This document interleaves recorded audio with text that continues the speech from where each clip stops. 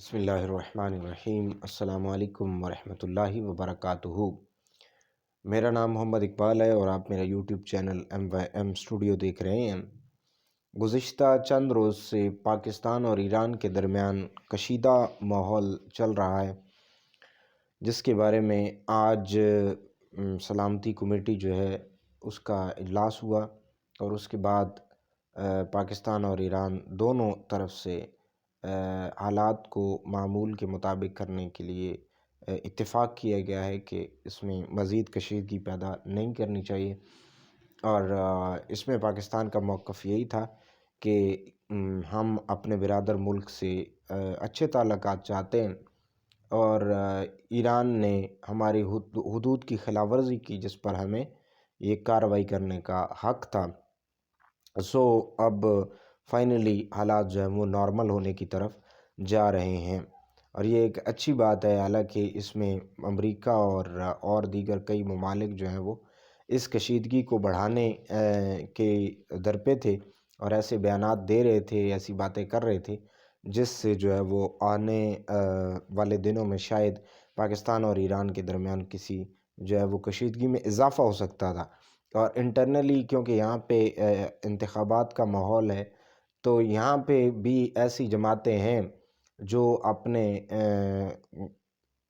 جرموں کی وجہ سے زیر عتاب ہیں اور وہ پاکستان کی آرمی کے خلاف ہیں، تو انہوں نے بھی یہاں ایک ماحول بنانے کی بھرپور کوشش کی کہ جو ہے وہ حالات کسی ایسی طرف چلے جائیں کہ انتخابات ہی ملتوی ہو جائیں یا کچھ ایسا ہو جائے۔ بہرحال الحمدللہ کہ آج جو ہے وہ اس معاملے میں اچھی خبر موصول ہوئی ہے کہ دونوں طرف سے پاکستانی وزیر خارجہ نے ایرانی جو ان کے ہم منصب ہیں ان سے گفتگو کی، جس کے بعد یہ اتفاق ہوا کہ مزید کشیدگی جو ہے وہ بڑھائی نہیں جائے گی۔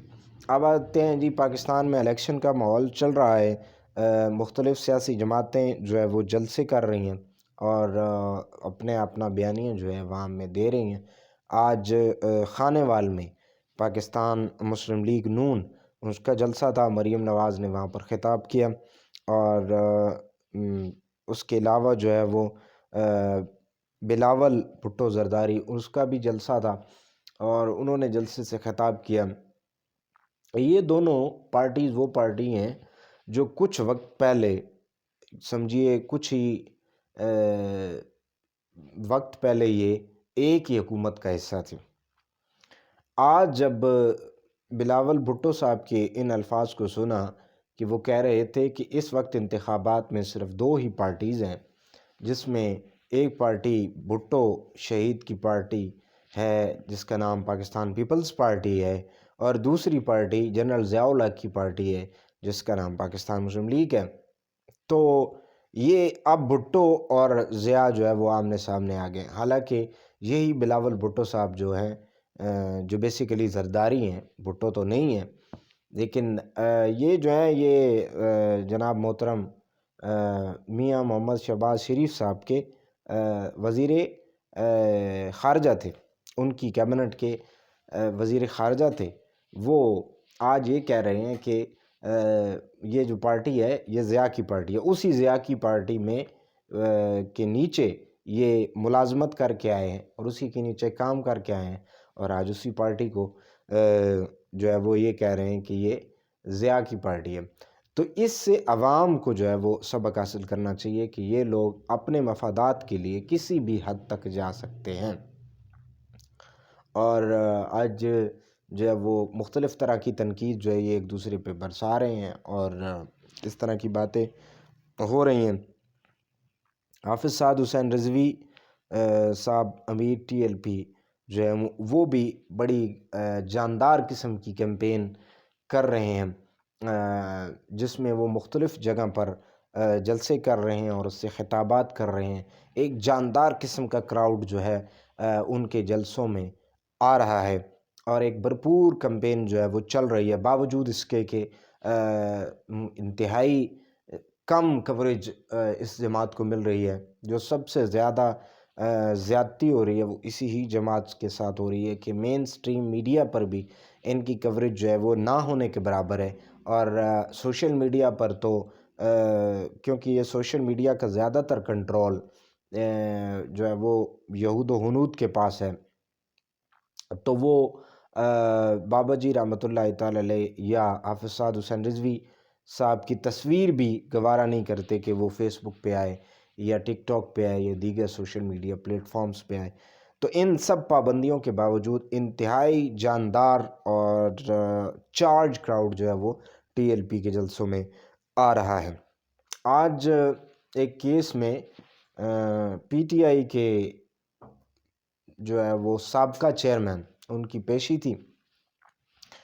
پیشی کے موقع پر انہوں نے صحافیوں سے کچھ گفتگو کی، جس میں انہوں نے مذاکرات کا اعلان کیا کہ میں مذاکرات کرنے کے لیے تیار ہوں۔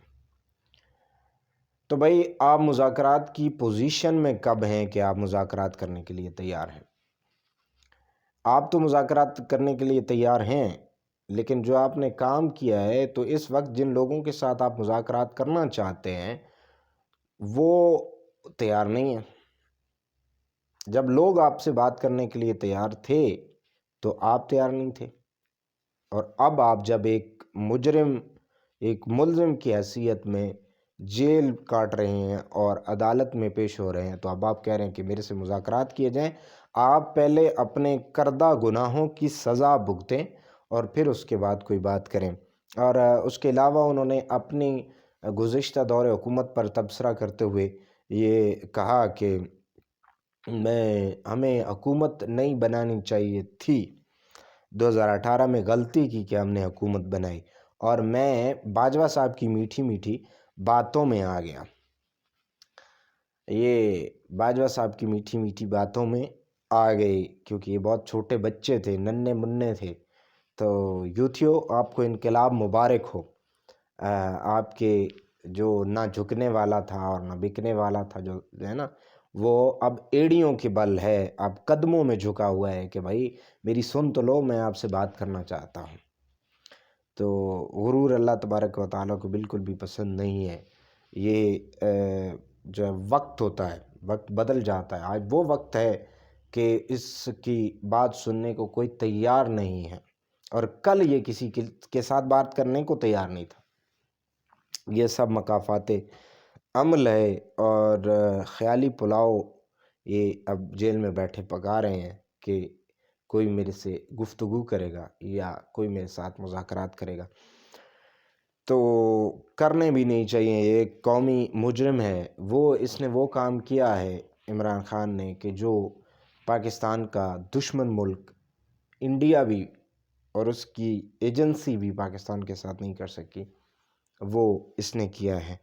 تو بہرحال اب وہ خیالی پلاؤ پکا رہے ہیں جب وہ خود بھی الیکشن میں نہیں ہے اور ان کی پارٹی بھی بطور پارٹی الیکشن میں نہیں ہے۔